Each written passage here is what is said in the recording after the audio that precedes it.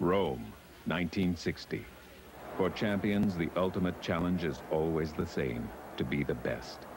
Wilma Rudolph set new records in the 100-meter dash, 200-meter dash, and won the 400-meter relay.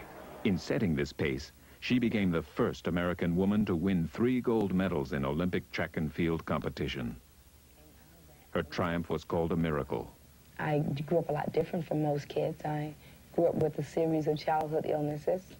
The beginning for me was scarlet fever, pneumonia, and the end result was polio, and I wore braces until I was 9 years old. I think the most difficult moments growing up was being teased by my peers and not being accepted to play and do all the things that one wants to do growing up. At 16, she ran in the 1956 Olympics at Melbourne, Australia. She returned home with a bronze medal for her effort in the 400-meter relay. At home, her incredible speed brought her something worth more than gold, a scholarship. In the back of my mind, I always tried to work toward education, coming from this very large family and knowing that out of 22 brothers and sisters that I was the first child to have a chance to go to school. And the grandest aspect was that I could trade off my athletic ability for the scholarship, and that was how I thought of it. Wilma Rudolph's dream is to become the most famous woman runner in the world. In 1960, her moment arrives. Her stage, Rome, the Olympic Games. My coach, Ed Temple at Tennessee State, that I had been with since I was 13 years old, was named the United States coach for the women's track and field team. So, of course, we rejoiced because it's not very often that you have a chance to have your coach with you. That is something that is so very rare and so very special. And he would always stay with me until the very moment that I had to go through the tunnel to get into the stadium. And then he would run to this one special seat. And by the time I came underneath the tunnel into the stadium, I could look and see him. And that was all I needed. I think every sprinter that goes to that starting line, that moment is afraid of losing. That is always there. But the fear that is in the pit of the stomach, it is more of a nervous reaction than anything else. If it is not there for me, that is a day that I might as well not run because there's no adrenaline.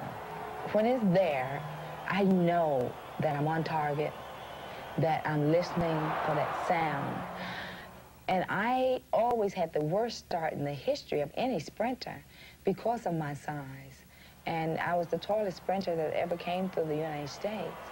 And my first 30 to 45 yards, I was never in the race. So I was always happy they didn't have 30 and 40-yard races.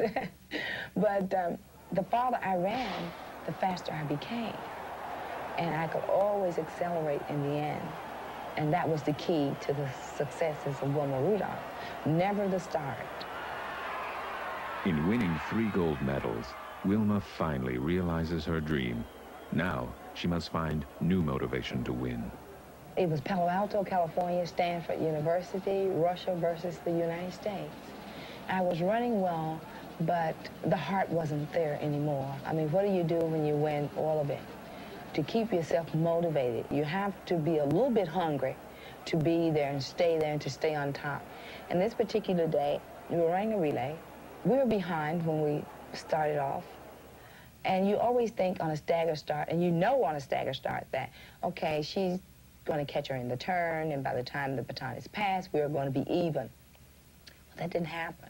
And then when they passed it the next time, I said, well, by the time they get to the next person, we will be even, or we will be one step ahead. It didn't happen.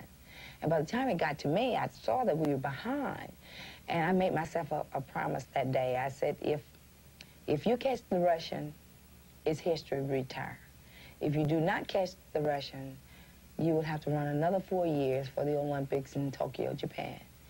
I caught the Russian. I retired. It became history. It was the fastest single race that I'd ever ran in the history of my career.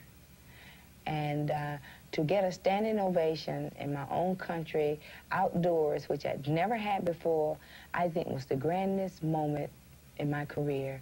I retired that day, and I have never regretted it.